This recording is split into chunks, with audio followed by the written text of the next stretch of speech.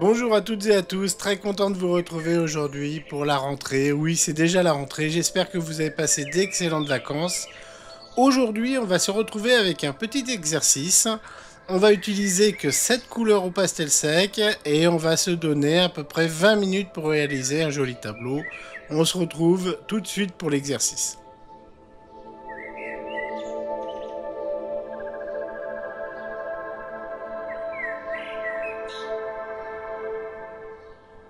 Je vais directement commencer par vous parler des 7 couleurs que j'ai sélectionnées, que vous pouvez choisir donc pour vos bâtonnets.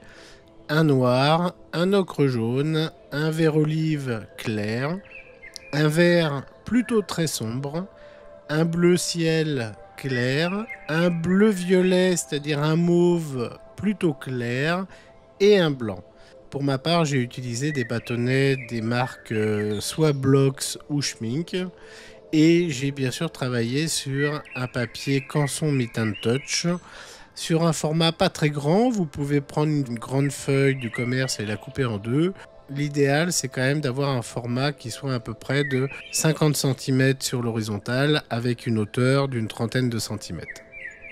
C'est un paysage que j'ai complètement improvisé, complètement inventé, et donc je vais vous montrer le processus que j'ai utilisé.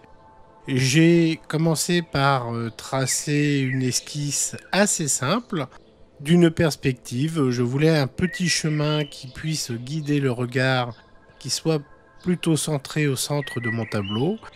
Et j'ai positionné ensuite sur les côtés des masses pour me donner une impression de volume de ce que j'allais faire pour faire du feuillage à cet endroit-là, donc des arbres en l'occurrence. Voilà, pas besoin d'en faire beaucoup plus, ça suffit déjà pour se donner une idée de la composition, et à partir de là, je vais pouvoir improviser, je vais broder, et j'ai commencé par le ciel, donc j'ai utilisé le bleu clair.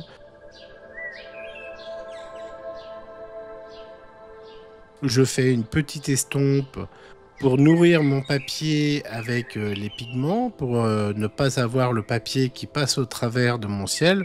Je préférais avoir un ciel plutôt bien soutenu. Et ensuite, j'ai utilisé le pastel mauve.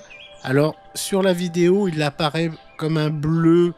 Alors, c'est pas tout à fait un bleu, en fait. La vidéo ne retranscrit pas tout à fait la couleur du mauve. La vraie couleur, on la voit plutôt sur la photo qui est sur la gauche. Mais sachez que c'est un mauve, voilà.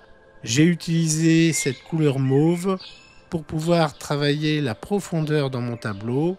Je voulais pas avoir une vue qui parte trop loin. Je voulais un petit sous-bois, quelque chose d'un petit peu confiné. Donc pour donner cette impression de profondeur, j'ai utilisé cette couleur mauve. À présent, je positionne les masses sombres, donc des valeurs. Et en fin de compte, le but de cet exercice, le véritable objectif derrière cette démonstration, c'est de vous faire comprendre l'importance des valeurs bien plus que celle des couleurs.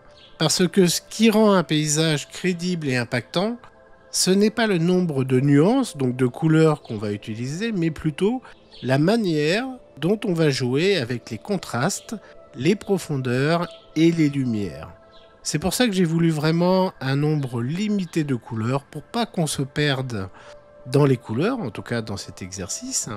C'est pour cette raison que les masses sombres, c'est-à-dire les parties de mon paysage qui vont être assez denses, les feuillages où la lumière ne va pas forcément bien traverser, eh bien j'ai utilisé le noir pour poser vraiment les parties les plus fortes, et je fais une petite estompe ensuite pour donner un petit peu de consistance à l'ensemble.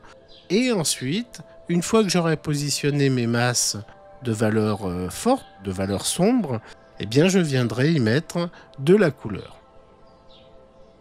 Le Canson Meet and Touch est un papier assez abrasif, assez granuleux, donc il est idéal lorsqu'on veut retranscrire des feuillages.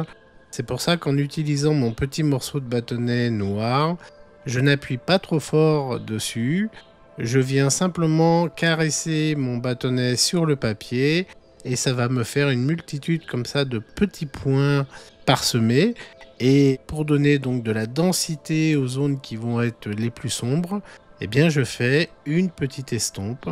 Ça va me permettre également de nourrir mon papier en profondeur et je vais pouvoir par-dessus rajouter ensuite d'autres couches de pastel, donc des couches de couleurs, pour me rapprocher davantage sur les couleurs du feuillage et puis aussi pour donner un minimum de réalisme, même si je ne vais pas rentrer dans les détails dans ce paysage, puisque c'est un paysage qui doit être, je le rappelle, réalisé quand même dans un temps assez court.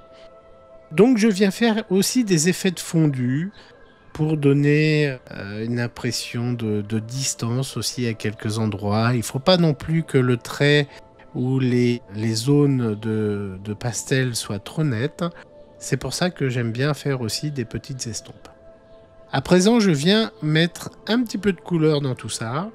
Maintenant que j'ai fait la densité de mon feuillage pour les arbres, eh bien, j'utilise le vert sombre pour ajouter maintenant de la couleur.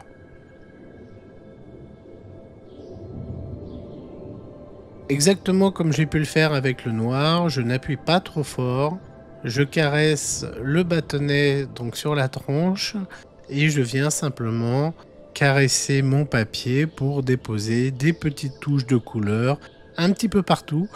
Je prends soin aussi de ne pas en mettre trop, hein, j'en mets un tout petit peu. Et s'il faut en rajouter après par la suite, eh bien je reprendrai mon bâtonnet, j'en mettrai après.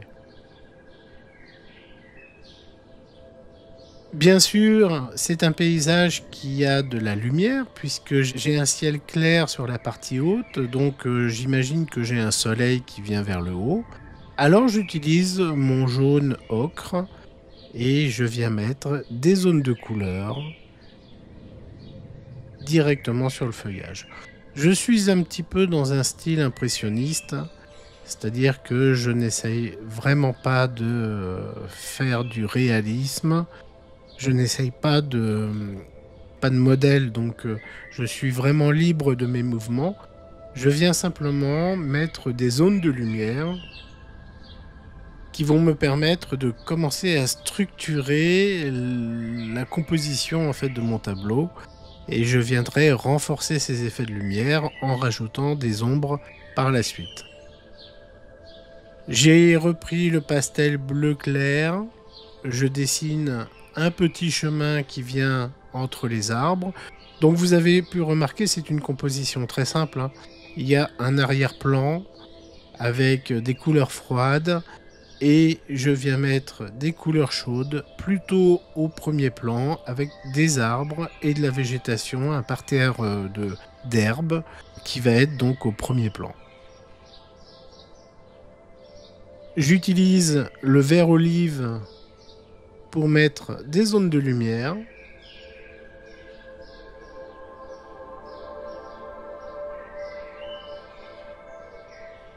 C'est un vert olive qui est très clair, hein, presque jaune.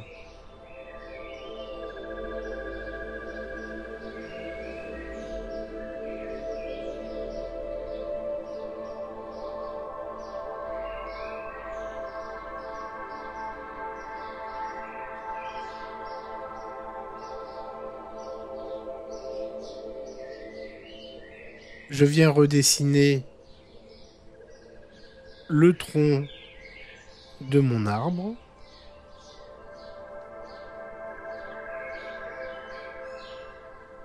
Comme la position de mon arbre me va bien, donc je renforce le trait. Je rajoute quelques petites branches. Je fais simplement rouler le pastel.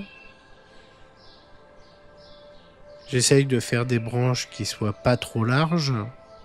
Plus elles sont fines et plus ça va donner du réalisme. Voilà.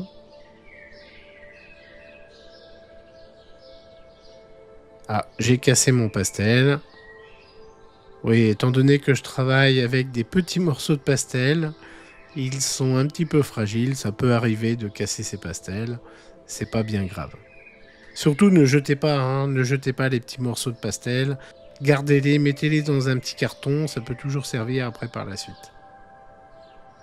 Donc je reviens sur mon tableau, je rajoute des branches sur la partie gauche, quelques arbustes, et je viens travailler les zones d'ombre. Puisqu'il y a des arbres, eh bien il va y avoir des projections d'ombre de ces arbres-là. Alors comme je suis limité au niveau des couleurs, bien sûr, j'utilise les couleurs que j'ai à ma disposition. Là, j'ai besoin pour les ombres de marquer un véritable contraste au premier plan, donc j'ai utilisé un noir. Si j'avais eu une gamme de couleurs plus élargie, je n'aurais pas pris un noir, bien sûr. J'aurais pris une autre couleur intermédiaire. Mais voilà, l'objectif, c'est quand même aujourd'hui de réaliser ce tableau avec peu de couleurs. Je mets un petit peu de flouté à l'ensemble pour pas avoir des effets trop nets non plus. Pour faire les effets de flouté, c'est très simple, hein, ce sont des petites estompes que je fais avec le bout du doigt.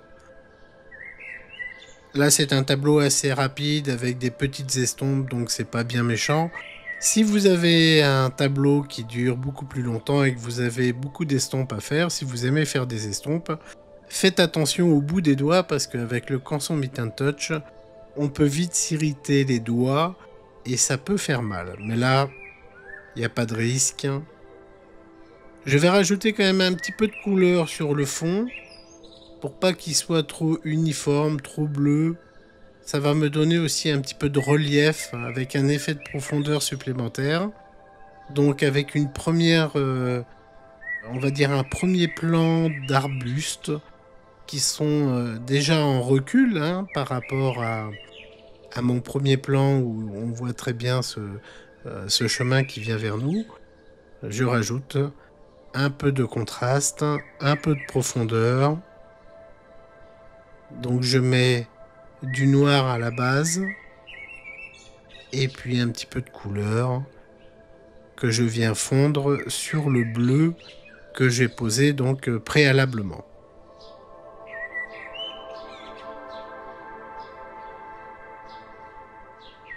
Voilà, j'en profite pour faire des petites touches.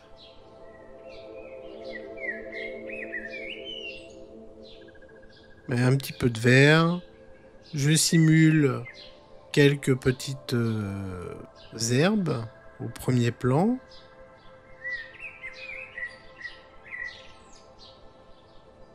Donc je vous ai dit une bêtise hein, tout à l'heure. C'était pas le vert olive que j'utilisais pour faire les effets de lumière. C'était bien l'ocre jaune.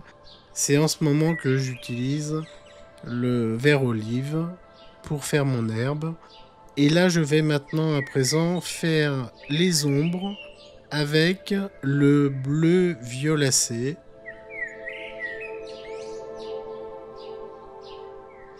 Donc, ce qui est intéressant avec cette couleur légèrement mauve, c'est que, étant donné que j'ai une couleur ocre jaune qui se rapproche quand même d'un jaune, le violet étant la couleur complémentaire du jaune, c'est un mariage de couleurs qui va donner du contraste, qui va bien se marier.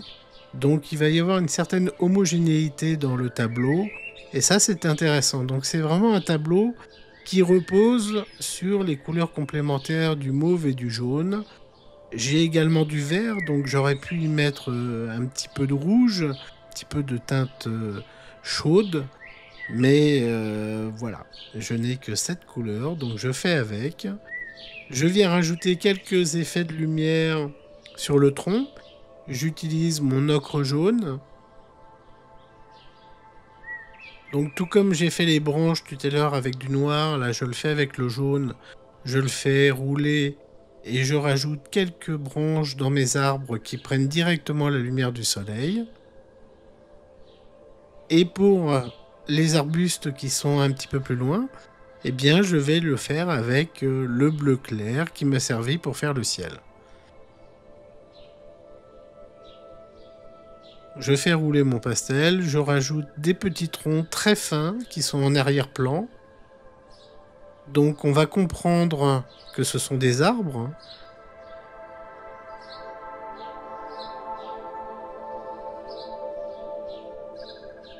Je viens rajouter un petit peu de mauve par-dessus pour simuler du feuillage. Et puis pour casser aussi l'effet un petit peu continu que j'aurais pu avoir sur certains troncs. Je prends le blanc pour ajouter de la lumière sur le petit chemin. Donc en ce moment, je travaille mes contrastes, c'est-à-dire que je joue avec les valeurs entre les plus clairs et les plus sombres pour donner un petit peu de réalisme à l'ensemble. Je reprends mon jaune, je mets quelques petites touches de lumière qui vient directement sur les herbes. Donc j'ai quelques herbes aussi au milieu de mon chemin. Ça peut être un tracé avec, je sais pas ce qui passait là, n'importe quoi, des petites voitures, des charrettes, pourquoi pas. Tout ce qu'on veut.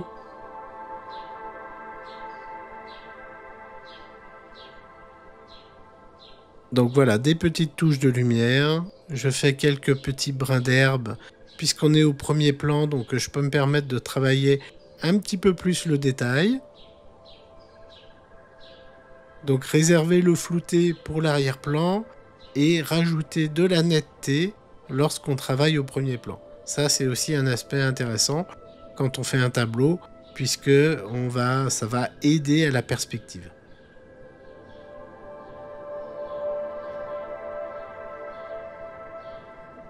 Je mets quelques petites touches de lumière aussi dans mon feuillage.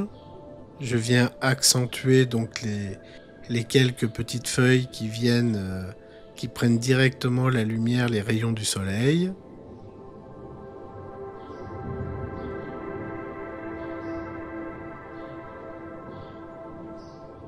Bon, j'arrive déjà quasiment à la fin, j'ai recassé mon pastel, c'est pas grave.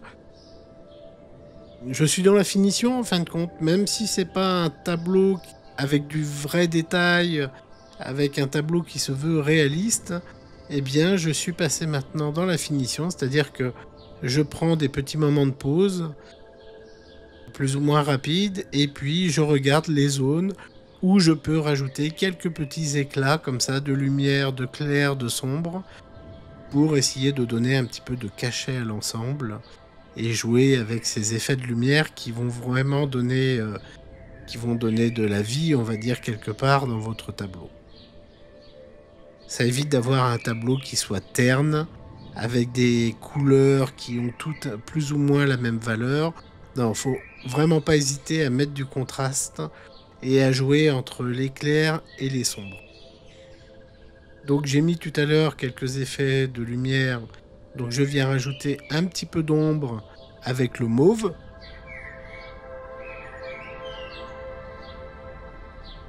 Je vais également utiliser le blanc. Je vais rajouter un petit peu de luminosité dans mon ciel. Bon, je vais voir comment je vais faire. Est-ce que je le fais qu'avec le bleu? Est-ce que je mets du blanc? Je teste, j'essaye. Et puis si ça va pas, eh bien j'essuierai, j'estomperai. Donc là, je vais quand même éclaircir mon ciel sur la zone pour le rendre vraiment plus lumineux. Et j'utilise le blanc pour pouvoir y arriver.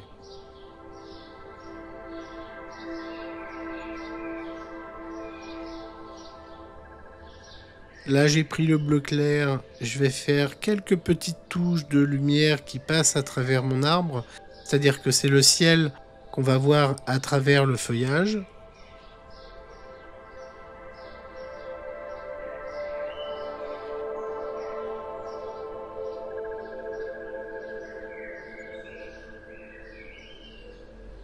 Donc c'est un tableau que j'ai réalisé, bien sûr, à vitesse réelle. Il n'est absolument pas accéléré. Donc si moi j'ai mis une vingtaine de minutes pour réaliser ce tableau, allez, disons qu'en une demi-heure, vous devriez pouvoir y arriver. C'est bien aussi de se lancer parfois des petits défis et de se dire, voilà, je vais pas y passer non plus 3 heures à faire un tableau. Je vais essayer d'aller très rapide et puis ça va me donner certains automatismes que je vais petit à petit travailler, affiner Et c'est comme ça que, bon, j'ai encore cassé mon pastel. Finalement, je vais finir mon tableau qu'avec des miettes, mais c'est pas grave. Voilà, je vais rajouter quelques petites touches de lumière. Ah, évidemment, le fait de travailler avec un nombre limité de couleurs, c'est une difficulté, hein. On n'est plus dans la liberté complète d'expression, notamment quand on invente un paysage. Mais voilà, c'est aussi un petit défi à se lancer. Essayer de jouer plutôt sur les valeurs et, et non pas sur les couleurs, comme on a souvent tendance à le faire, parfois un petit peu trop souvent. Voilà, petite signature, et le tableau est terminé. Je vous félicite, je vous dis à très bientôt. Si vous avez aimé cette vidéo, n'hésitez pas à me mettre un petit j'aime et à vous abonner. Et je vous dis à très bientôt avec une nouvelle vidéo et plein de jolies couleurs.